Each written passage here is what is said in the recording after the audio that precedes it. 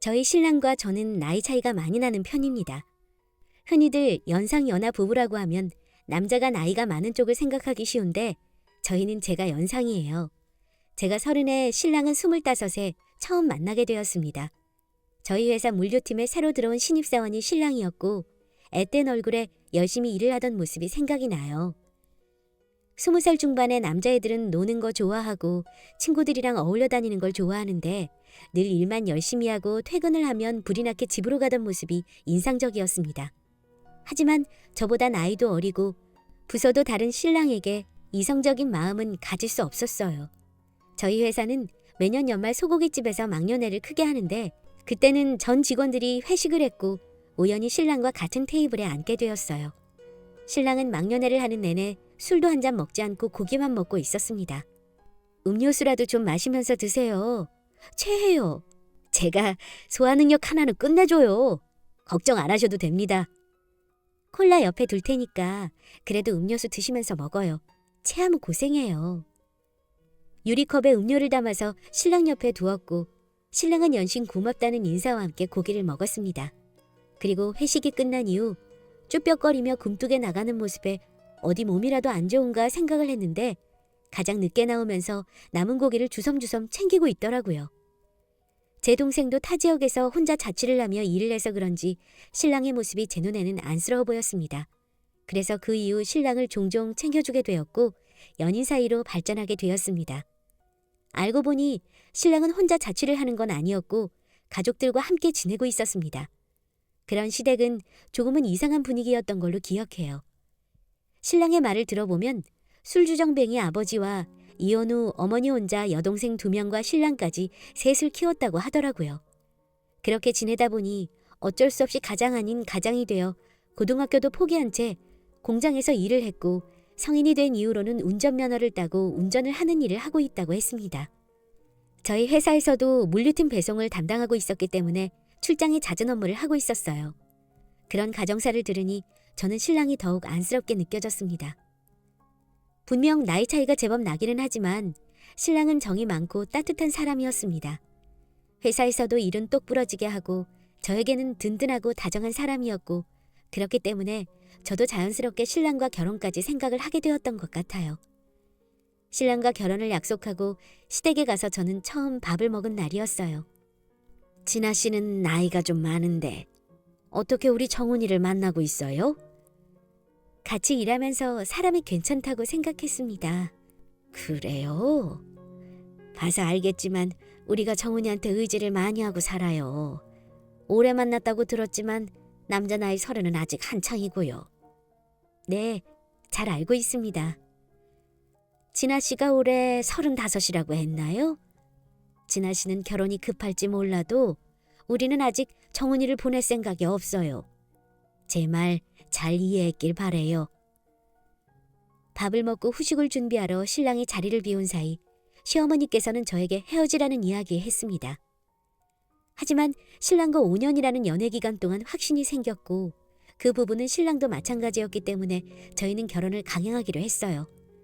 저희 집에서는 신랑이 어리긴 하지만 저에게는 잘해줄 것 같다고 쉽게 허락을 받은 것과 달리 시댁에서는 제가 나이가 많고 신랑이 시댁의 가장이니 결혼을 허락할 수 없다고 했습니다. 제가 나이 많은 것은 어찌할 수 없는 부분이 아니지만 신랑이 시댁의 가장이라 결혼을 반대하는 부분은 쉽게 이해가 되지 않았어요. 결혼 전 신랑은 시댁의 월급을 전부 가져다주고 한 달 용돈을 받아서 쓰는 식으로 지내고 있었거든요. 그러면서도 주택 청약 저축이며 단기 적금까지 관리하는 신랑이 새삼 더 대단해 보였습니다. 어머님, 저희 성인이고 부모 동의 없이 결혼할 수 있어요. 그럼에도 결혼을 허락해달라는 건 가족으로 함께 지내고 싶다는 말이에요. 지금 협박이라도 하는 거냐? 그런 말 아니에요. 경제적인 부분은 한 번에 끊으면 부담스러우실 테니 점점 줄여나가는 방향으로 생각해 볼게요. 어머님도 양보 좀 해주세요. 결국 시댁은 단 하나의 조건을 내밀었는데 그게 혼인신고를 하지 않은 채 사는 것이었습니다. 제가 그 이유를 물으니 신랑이 나중에 결혼을 후회할 수 있으니 결혼식은 올리고 같이 살지만 혼인신고는 허락할 수 없다는 것이었습니다. 그래서 아이가 생기면 혼인신고를 하고 그 전에는 동거를 하는 형식으로 살라고 이야기를 하더군요. 이 조건을 반대하면 결혼식에 참석도 안 하겠다는 강경한 의지에 저희는 결국 혼인신고를 하지 않은 채 살기로 하였습니다. 어차피 아기야 빨리 가질 생각이었으니 문제가 될 부분이 없다고 생각을 했고요. 저는 결혼 전부터 보육원에 봉사를 하러 다녔고 결혼 후에도 늘 혼자 봉사를 하러 다녔는데 시댁은 그 사실을 마음에 들지 않아 했습니다. 봉사를 하러 갈 때마다 아이들이 좋아하는 간식이나 때로는 학용품을 사가기도 했는데 그런 모습들이 주제넘은 행동이라고 생각을 했으니까요. 얼마 뒤 시누이 생일이라 시댁에서 같이 밥을 먹게 되었고 시누이가 뭘 좋아할지 몰라서 백화점 상품권을 선물하게 되었습니다. 생일 축하해요. 뭐가 필요한지 몰라서 상품권으로 준비했어요. 20만 원이면 금액도 너무 애매한데 이걸로 뭘 사요? 저 곧 대학도 들어가는 거 모르세요? 네? 아, 뭐가 필요하신데요? 이런 것부터가 너무 센스 없는 거 아니에요? 시누이 생일을 이따위로 때우려고 하네. 이따위라뇨. 준비한 사람 성의가 있는데. 툴툴거리는 시누이는 입을 닫았고 수저를 내려놓으며 시어머니는 봉사 다니는데 애들이 필요한 건 알고 한 식구인 시누이가 필요한 건 몰라? 하며 시비를 걸었어요. 신랑이 말리기는 했지만 시누이는 노트북이 필요하다고 이야기를 했고 며칠 뒤 시어머니까지 전화가 와서 노트북을 사주라고 해서 결국 100만 원이 넘는 선물을 하게 되었네요.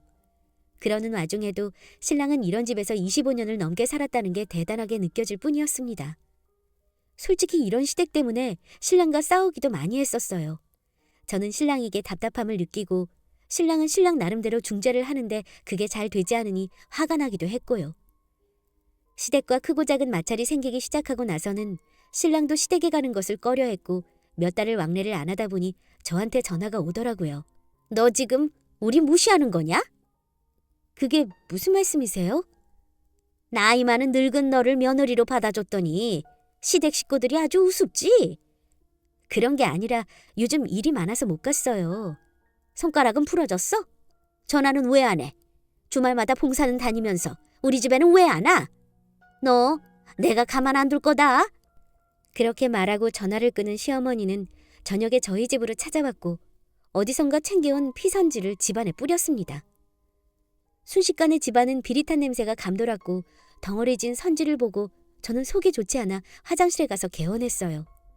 그리고도 화가 안 풀리는지 시어머니는 집 안으로 들어와서 물건들을 바닥으로 집어던지며 씩씩거렸고 신랑은 그런 시어머니를 잡아서 말리느라 애를 먹고 있었습니다. 그 상황에서 정말로 화가 나야 하는 사람은 편히 집에서 쉬다가 핏물을 뒤집어 쓴 저희 부부 아닌가요? 저도 너무 놀라 소리를 빽 질러버렸고 시어머니는 며느리가 자기를 잡는다며 바닥에 앉아 소리를 질렀습니다. 소란스러운 소리에 결국 경찰까지 왔고 저희는 현관에 흥건한 피들을 며칠이나 닦으며 냄새를 없애야 했어요. 더러워진 집을 보며 너무 화가 나는데 신랑은 그런 저에게 안절부절 못하며 미안하다며 사과를 했습니다. 미안해. 정말 미안해.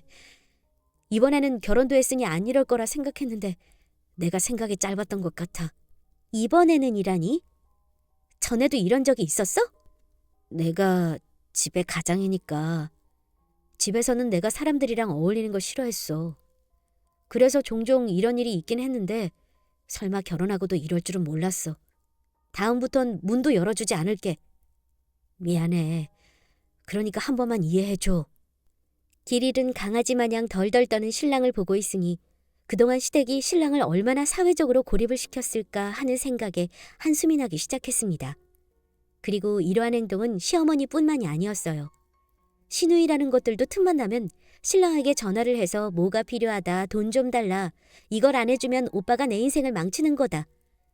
하루가 멀다 하고 전화가 와서 돈을 요구했고 그럴 때면 신랑이 아르바이트를 해서라도 돈을 마련해서 보내곤 했습니다. 시어머니에게는 단호하면서도 동생인 시누이들에게는 한없이 베풀기만 하는 신랑을 보고 있으니 점점 갑갑해져 왔습니다. 그리고 스트레스 때문인지 시간이 지나도 아이의 소식은 없었고요. 신랑은 출장이 잦아서 길면 일주일에 5일, 짧으면 하루 이틀 정도 집을 비우게 되는데 그럴 때면 저는 친구들을 만나기도 하고 취미생활도 하며 지냈어요.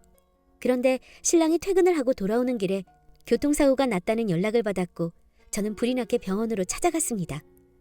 의사 선생님은 신랑이 핸들을 적절하게 꺾은 바람에 몸에 충격이 덜해서 가벼운 타박상 정도라고 했지만 침대에 누워있는 모습을 보니 속상하더라고요. 시댁 식구들도 놀란 마음에 병원으로 달려왔는데 순간 스쳐간 그 표정을 저는 잊지 못합니다. 걱정되는 눈빛이 아니라 설레는 표정으로 왔다가 신랑이 인사를 하는 순간 싹 표정이 바뀌던 그 순간을요. 이틀 정도 입원 후 신랑은 퇴원을 하였지만 그 이후로도 신랑에게는 이상한 일들이 생기기 시작했습니다. 길을 지나가고 있는데 위쪽에서 화분이 떨어진다든지 앞으로 오토바이가 지나간다든지 그런 일들이요. 신랑에게 생기는 이상한 일들 때문에 저도 하루하루 안색이 안 좋아졌습니다. 그러다 주말에 오랜만에 봉사를 가게 되었는데 자주 봉사를 하러 오시는 분이 저에게 무슨 일이 있냐고 물어보더라고요. 제가 봉사를 하는 곳에는 결혼이나 사적인 이야기를 따로 해두지는 않았는데 저도 심적으로 너무 심란해서 다 털어놨어요. 아유, 진아 씨가 고생이 많았겠네. 네. 그보다 정말 신랑한테 무슨 일이라도 생길까봐 너무 걱정이에요. 삼재 그런 거 아니겠어? 너무 걱정하지 말고 맛있는 밥 먹고 푹 쉬면 다 괜찮을 거야. 그러게요. 다음 주는 어디 근교라도 나갔다 와야겠어요. 그렇게 신랑이 저를 데리러 왔고 저는 인사를 하고 집으로 돌아갔습니다. 그리고 그날 이후 저는 친한 삼촌처럼 그 남자 봉사자분과 친해지게 되었고 이런저런 이야기도 나누게 되었습니다. 제가 하도 친하게 지내니 신랑과도 밥을 한번 먹은 적이 있었고 이후 저는 신랑이 차를 타고 출장이 잦은 일을 하다 보니 걱정이 많다는 이야기를 했었는데 그 봉사자님이 신랑을 다른 회사에 추천해 주셔서 내근직으로 근무할 수 있게 되었어요.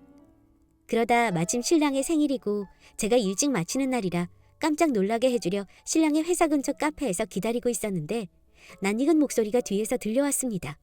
책장을 사이로 반대편에서 시어머니와 시누이들이 앉아있더라고요. 저는 마주치고 싶지 않은 마음에 테이블 위에 엎드려 있었는데 소곤거리는 대화 소리가 들렸어요. 엄마, 이번에는 정말로 성공해야 돼. 걱정 마. 이번에는 정말 틀림없이 할 테니까. 일단 작업비가 필요하니까 너희는 정훈이 나오면 바로 잡고 이야기해. 응, 근데 요즘 오빠도 예전 같지 않던데 새언니 눈치도 보고. 새언니는 무슨 새언니야. 우리 집에는 그런 인간 없어. 내 말은 안 들어도 너희한테는 살뜰히 하니까 이번에도 틀림없이 도와줄 거야. 이번 일이 잘 끝나야 이사도 가고 너희도 하고 싶다는 공부도 지원해줄 수 있는 거야. 너희가 잘 돼야 된다고.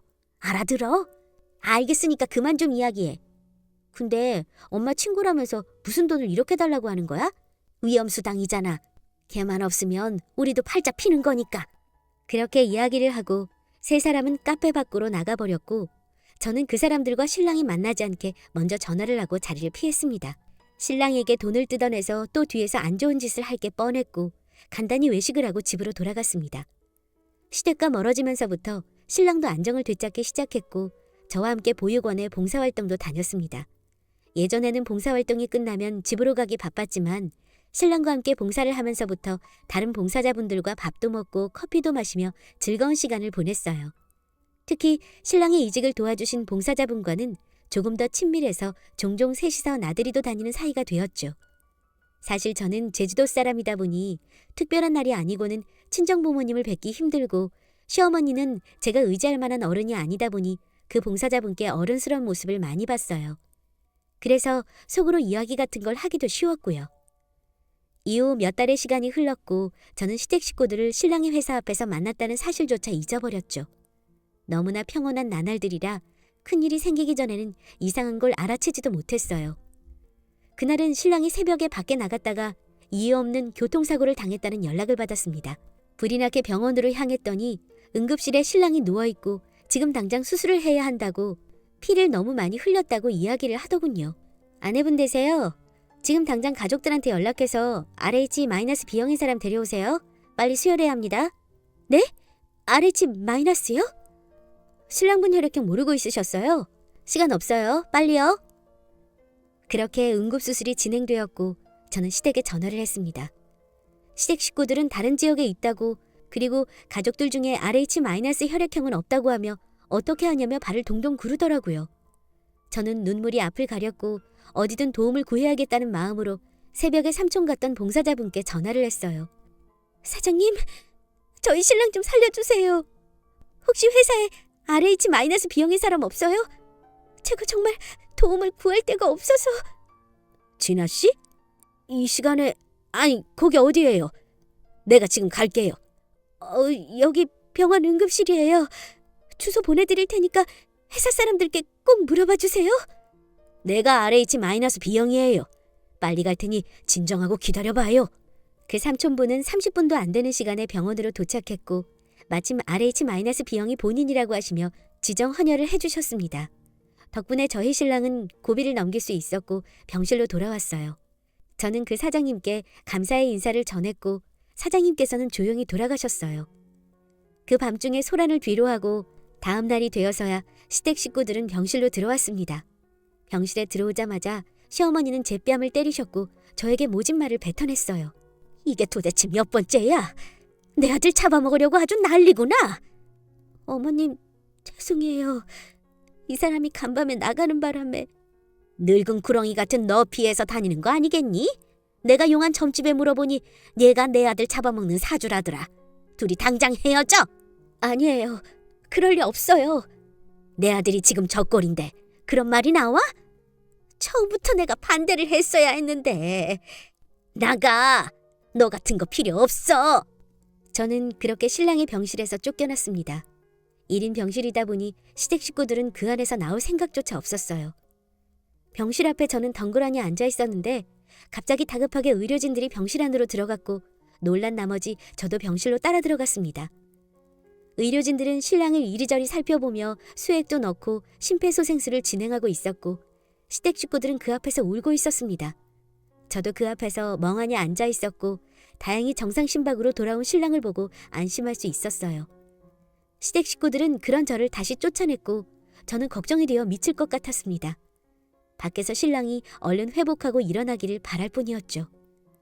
그런데 병실 안에서 신나는 듯한 소리가 들려왔습니다.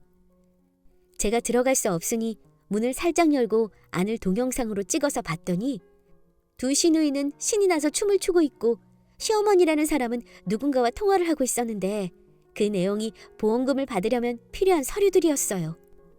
보험금 7억 수령하려면 사망증명서랑 뭐 필요하다고 했죠? 아니, 결혼은 했는데 혼인신고 안 해서 내가 다 받으면 돼요. 그냥 미리 알아봐두려고 하는 거지. 사람 일 어떻게 될지 모르는 거니까. 설계사님, 내가 밥 한번 살게요. 시어머니는 누워있는 신랑 앞에서 보험금 수령 방법에 대해 물어보고는 두 딸과 함께 기뻐하고 있었습니다. 저는 그 모습을 보고 벌컥 문을 열고 병실로 들어갔고 지금 이게 무슨 이야기냐고 물으니 태연하게 신랑 앞에서 보험금이 있다고 이야기를 하더군요. 그러면서 어차피 수령자는 본인이니 그 돈을 탐내지 말라고 하면서요. 나 참 어이가 없어서 본인 배로 낳은 아들이 맞나 싶었습니다. 이거 보험 사기죠. 신고할 거예요. 이게 무슨 보험 사기야. 정당한 절차인데. 아픈 사람 앞에 두고 이건 아니죠. 어디 증거라도 있니? 그리고 어찌되었든 내 아들이고 넌 그냥 동거녀야. 그 순간 저는 휴대폰에 녹음한 음성을 들려주었습니다. 몇 달 전 카페에서 신랑에게 돈을 빌려 음모를 꾸미던 내용이었습니다. 사람을 시켜서 차로 치면 된다. 어차피 대포차니까 상관없다. 깔끔하게 하는데 뒤탈이 없다. 어차피 우리 가족도 아니다 등등. 그리고 좀 전에 동영상으로 찍은 보험금 청구 내용도 연속으로 틀었더니 시댁 식구들이 얼굴이 사색이 되어서는 저를 향해 달려왔습니다. 저를 밀치는 시누이 때문에 저는 휴대폰을 놓쳤고 그 순간 제 뒤에 한 사람이 서 있는 것을 느꼈습니다. 당신이 여긴 어떻게... 당신이야말로 이게 무슨 얘기야? 보험 사기? 우리 아들을 죽이려고 한 거야? 아니, 그런 게 아니라 당신이 뭘 한다고 그래? 그리고 왜 우리 아들이야? 내 아들이야? 당신 어제는 병원에 오지도 않았었다며? 근데 지금 며느리는 밖에 보내두고 이게 무슨 볼성 사나운 짓이야? 내 인생 그만 망치고 나가. 나는 볼 일 없으니까. 결국 시어머니는 병원에서 소란을 부려서 밖으로 나가게 되었고 저는 신랑의 아버지와 병실에 남아 있었습니다. 수혈을 해주고 가신 그 삼촌 같은 봉사자분이 신랑의 아버지일 거란 생각은 정말 꿈에도 하지 못했습니다. 무슨 말을 해야 할지 몰라 멍하니 앉아있으니 신랑의 아버지가 그동안 있었던 이야기를 말씀해 주시더라고요. 시어머니는 당시 큰돈이 필요해서 신랑의 친아버지에게 접근 후 아기를 가졌고 결혼을 핑계로 큰돈을 갖고 달아났다고 합니다. 임신한 그 몸 그대로요. 이후 친아버지는 시어머니를 찾으려 백방으로 노력을 했지만 찾을 수가 없었고 나중에야 시어머니가 다른 남자와 결혼을 했다는 소식을 들으셨대요. 친아버지는 본인의 자식이 아니니 시어머니께서 뱃속에 있던 본인의 아이를 혹시 버리지는 않았을까 하는 마음에 보육원에서 몇십 년째 봉사를 하고 있으셨대요. 혼자서 속지 않은 마음으로요. 그리고 신랑이 걱정이 된 나머지 병문안을 왔는데 거기서 딱 시어머니를 마주치면서 그동안 엮여있던 일들이 다 풀리기 시작한 거죠. 혈액형으로 보아 신랑은 봉사자분의 친아들이고 경제적인 이유 때문인지 신랑은 언제나 두 딸과는 다른 대우를 받으며 자라왔습니다. 그리고 결혼을 하는 순간에도 돈을 벌어줘야 하는 아들이 독립을 하게 되니 놓아주기 싫었고 제가 혼인신고를 하게 되면 보험금 관련 소송을 할까봐 혼인신고도 못하게 막은 거예요. 제 이야기까지 듣고 나서 친아버지는 아들 앞에서 어떻게 나서야 할지 모르겠다고 하시며 돌아가셨습니다. 다음 날이 되어 신랑은 깨어났고 한 달 정도 입원 끝에 퇴원을 했습니다. 몸은 이제 괜찮은 거야? 응. 그보다 병원에서 무슨 일이 있었어? 엄청 소란스럽던데. 아, 그게 들렸어? 그냥 어렴풋이 들린 것 같은데 무슨 일 있었어? 저는 신랑에게 사고 이후 있었던 이야기를 해주었고 신랑은 곧장 시댁을 보험 사기로 경찰에 신고했습니다. 시어머니는 살인교사죄를 포함하여 징역을 살게 되었고 두 여동생은 직접적인 증거가 없어서 별다른 처벌은 받지 못했어요. 하지만 이 사건으로 시댁과는 완전히 인연을 끊게 되었고 저희는 혼인신고를 하였습니다. 그리고 힘들게 돌고 돌아서 만난 친아버지와 신랑은 재회를 하게 되었습니다. 친아버지는 혼자 작은 회사를 운영하며 지내고 있었고 그마저도 다른 보육원이나 요양원에 식품을 납품하는 일을 하고 있었습니다. 정말 귀한 인연으로 다시 만나게 된 아버지와 아들은 그 모습이 참 많이도 닮아 있었습니다. 하는 일 그리고 다정한 성품까지도요. 몇 년 후 저는 40의 나이로 귀한 늦둥이 아이를 낳게 되었어요. 아이를 임신 후 신랑은 제대로 된 사랑을 받지 못하고 자란 본인이 좋은 아버지가 될 수 있을지 의심이 많았지만 서툴지만 조심스럽게 한 아이의 아버지가 되어가고 있습니다. 조금은 늦게 맺게 된 가족의 인연이지만 시아버지도 점점 저희 가족에게 익숙해져 가고 있어요. 올 여름에는 처음으로 시아버지와 함께 1박 2일로 여행도 다녀오면서 진정한 가족의 의미를 깨닫고 있습니다. 처음 만났을 때부터 아픈 손가락 같던 신랑이 이제는 든든한 버팀목 곁에서 부모에게 받는 사랑을 느끼며 지냈으면 좋겠습니다. 긴 이야기 들어주셔서 감사합니다. 다들 가정 내 평안하시길 바랄게요.